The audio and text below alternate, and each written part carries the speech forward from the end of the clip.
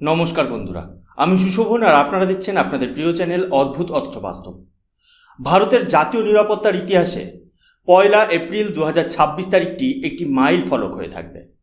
আমরা সবাই জানি যে যুদ্ধ এখন আর শুধু সীমান্তে সীমাবদ্ধ নেই। যুদ্ধ এখন আমাদের ড্রয়িং রুমে, আমাদের বেডরুমে, এমনকি আমাদের পকেটেও ঢুকে পড়েছে। চীনের ড্রাগন বাহিনী নিঃশব্দে ভারতের ঘরে ঘরে তাদের চোখ বসিয়ে রেখেছে। কিন্তু ভারত সরকার এবার এমন এক ডিজিটাল সার্জিক্যাল স্ট্রাইক করতে চলেছে যা বেজিংয়ের ঘুম উড়িয়ে দিয়েছে। আজকের এপিসোডে আমরা আলোচনা করব কেন 1 এপ্রিল থেকে ভারতের আকাশ বাতাস চীনা সিসিটিভি মুক্ত হতে চলেছে এবং কেন এটি ভারতের ন্যাশনাল সিকিউরিটির জন্য সবথেকে বড় জয়। আপনারা এখানে ইন্ডিয়া টুডের যে নিউজ হেডলাইনটি দেখছেন সেটি একটু মন দিয়ে পড়ুন।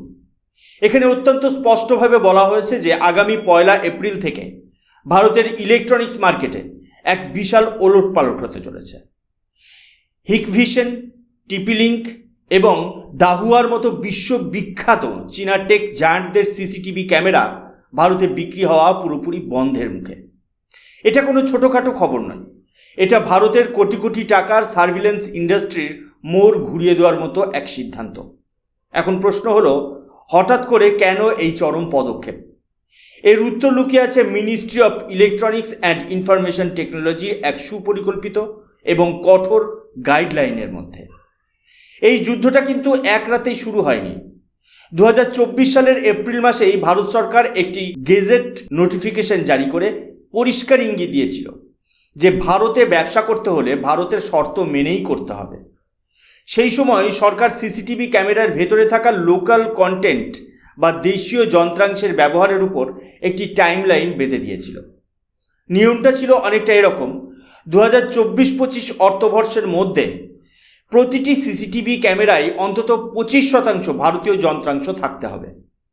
2025-26 সালে এই লক্ষ্যমাত্রা বাড়িয়ে করা হয় 35% এবং বর্তমান 2026 সালে এসে সেটাকে 45% করা বাধ্যতামূলক হয়েছে।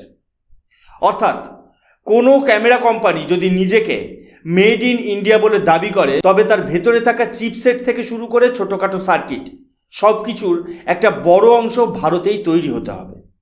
এই সেলফ রিলায়েন্ট ইন্ডিয়া বা আত্মনির্ভর ভারত মিশনের যে গতিবেগ মোদী সরকার তৈরি করেছে, সেখানে চীনা কোম্পানিগুলো তাল মেলাতে পুরোপুরি ব্যর্থ হয়েছে। তারা চেয়েছিল সস্তার চীনা যন্ত্রাংশ ভারতে এনে শুধু অ্যাসেম্বল করে বাজার দখল করে রাখবে। কিন্তু ভারত সরকার এবার স্পষ্ট করে দিয়েছে, হয় আপনারা ভারতের প্রযুক্তিতে বিনিয়োগ করুন, নয়তো পাততাড়ি গুটিয়ে বিদায় নিন।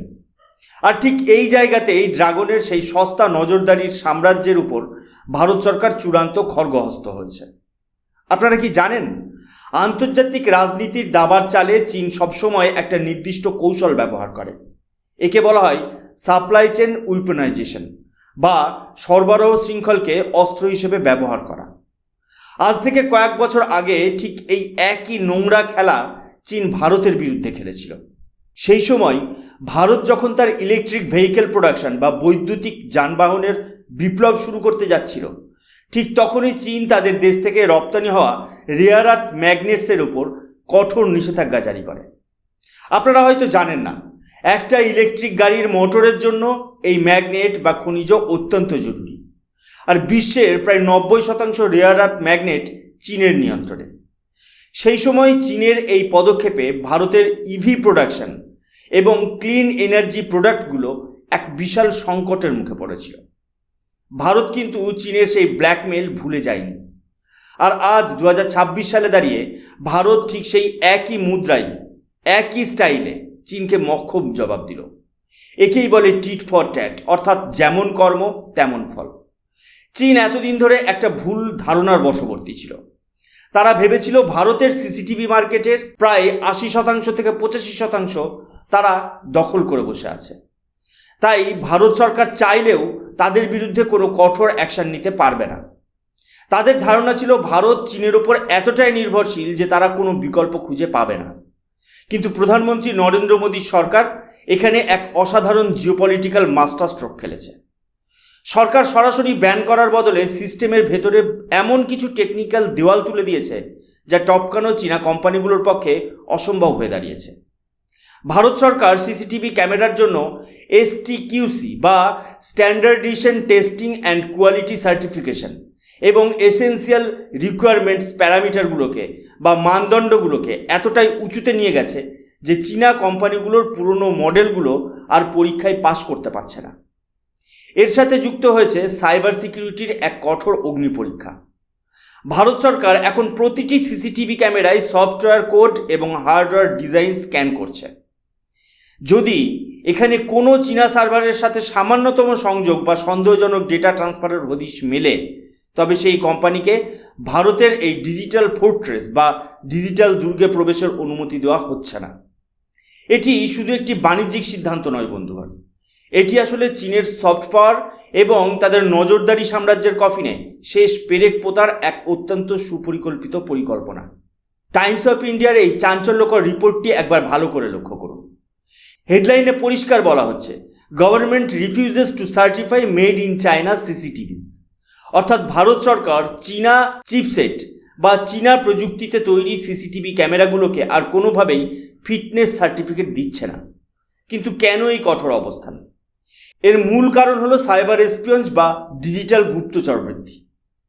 একবার ঠান্ডা মাথায় ভেবে দেখুন তো, আপনার বাড়ির বেডরুম, আপনার ড্রয়িং রুম কিংবা আপনার অফিসের অত্যন্ত গোপন মিটিং রুমে যে সিসিটিভি ক্যামেরাটি লাগানো আছে তার নিয়ন্ত্রণ কার হাতে?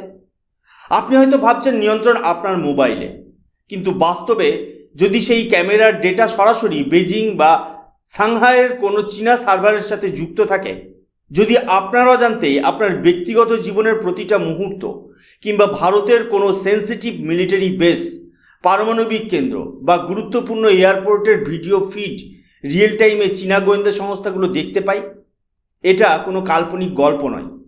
এই চীনা সিসিটিভি ক্যামেরাগুলোর সফটওয়্যার কোডিংয়ের ভেতরে অনেক সময় হিডেন ব্যাকডোর এন্ট্রি রাখা হয়। এটি এমন এক গোপন রাস্তা যার মাধ্যমে হ্যাকাররা বা বিদেশি সরকার রিমোটলি আপনার ক্যামেরা হ্যাক করতে পারে, ক্যামেরার মুখ ঘুরিয়ে দিতে পারে, এমনকি সংরক্ষিত ফুটেজ ডিলিট বা চুরিও করতে পারে। ভারত সরকার এই বিপদের গুরুত্ব অনুধাবন করেই এখন STQC টেস্টিং ল্যাবে প্রতিটি ক্যামেরার ফরেন্সিক অডিট করছে। সরকার স্পষ্ট জানিয়ে দিয়েছে যে ভারতের আকাশে বা মাটিতে কোনো চীনা ডিজিটাল চোখ আমাদের উপর নজরদারি করবে সেটা আর সহ্য করা হবে না। আমাদের ডেটা সভারেনিটি বা তথ্যের সার্বভৌমত্ব আমাদের কাছে সবার আগে। আমাদের দেশের মানুষের তথ্য, আমাদের দেশের সীমান্তের নিরাপত্তা কোনো চীনা সার্ভারের দয়ার উপর নির্ভর করতে পারে না। এই সার্টিফিকেট রিফিউজ করার মানে হলো চীনা প্রযুক্তির সেই স্পাইওয়্যার বা গুপ্তচর বৃত্তির রাস্তাটা ভারত সরকার চিরতরে সিল করে দিল।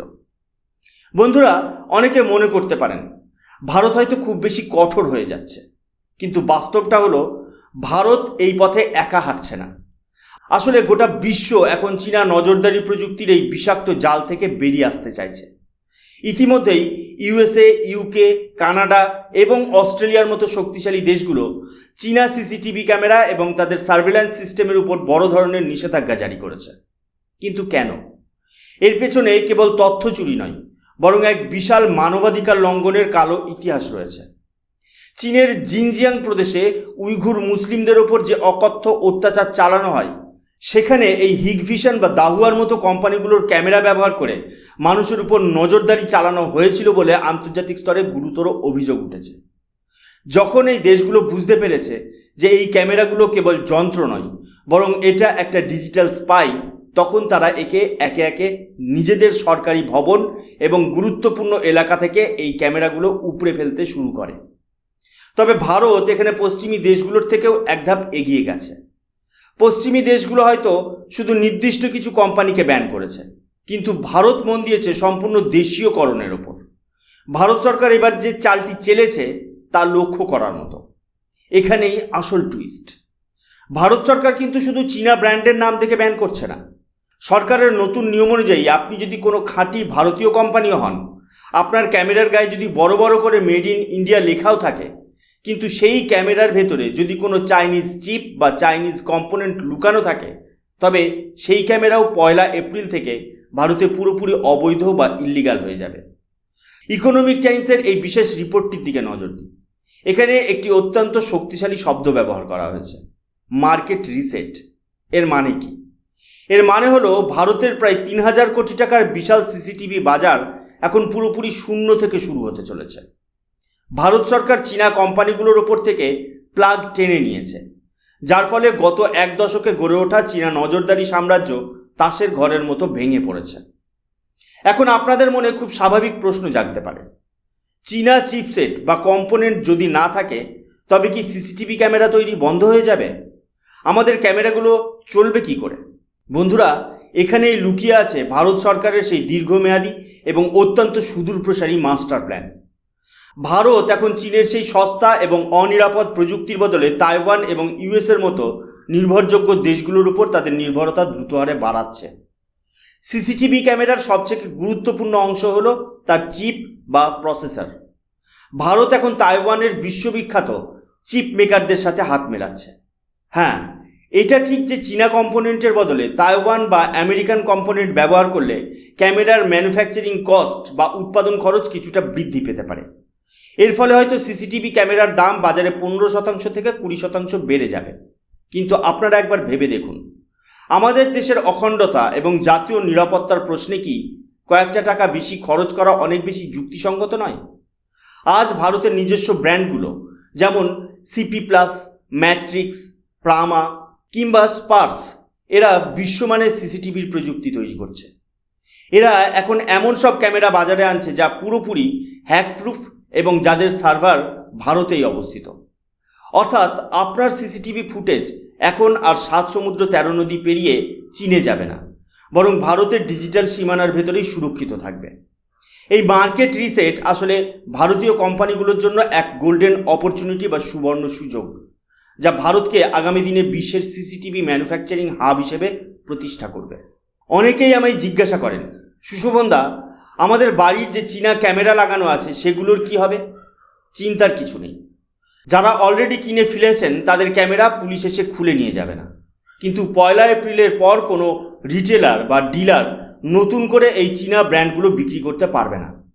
বন্ধুরা, আজকের এই আলোচনা থেকে একটা বিষয় পরিষ্কার, ভারত আর আগের মতো রক্ষণাত্মক নেই। ভারত এখন অনেক বেশি আক্রমণাত্মক, বিশেষ করে যখন প্রশ্নটা আসে দেশের সুরক্ষা এবং ডেটা প্রাইভেসি নিয়ে। চীনা ড্রাগন সারা পৃথিবীতে তাদের নজরদারি জাল বিছিয়েছিল, কিন্তু ভারতের এই কঠোর পদক্ষেপ তাদের সেই জাল ছিঁড়ে তছনছ করে দিয়েছে। আপনাদের কি মনে হয়, ভারত সরকারের এই সিদ্ধান্ত কি আরও আগে নেওয়া উচিত ছিল, নাকি এই সিদ্ধান্তের ফলে বাজারে সিসিটিভির দাম বেড়ে গিয়ে সাধারণ মানুষের সমস্যা হবে? আপনাদের মতামত অবশ্যই কমেন্ট বক্সে জানান। ভিডিওটি ভালো লাগলে লাইক করুন এবং শেয়ার করুন, যাতে সবাই এই জিওপলিটিক্যাল ট্রান্সফরমেশন সম্বন্ধে জানতে পারে। চ্যানেলে নতুন হলে সাবস্ক্রাইব করতে ভুলবেন না। আমি সুশোভন, দেখা হচ্ছে পরবর্তী এপিসোডে। ভালো থাকুন, সতর্ক থাকুন। জয় হিন্দ, বন্দে মাতরম, ভারত মাতা কি জয়।